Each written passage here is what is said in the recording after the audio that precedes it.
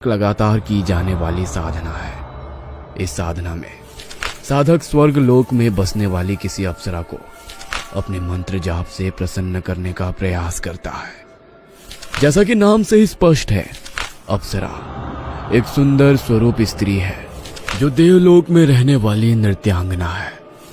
जब धरती लोक पर कोई साधक 27 दिनों तक विशेष मंत्रों की सहायता से उन्हें धरती पर बुलाता है तो वे मजबूरन उनके समक्ष प्रकट होती है और फिर अपने साधक को आशीर्वाद स्वरूप उसकी सभी इच्छाओं को प्राप्त करने का वरदान दे देती है। देखने और यह गंध इतनी तेज हो गई थी कि अब उस गंध में सांस लेना भी दुभर हो रहा था।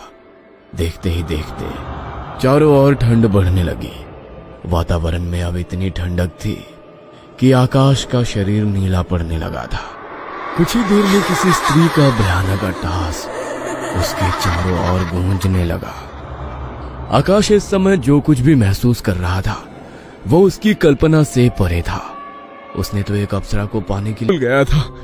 बहुत बड़ी गलती कर दी मैंने, मुझे बचा लीजिए।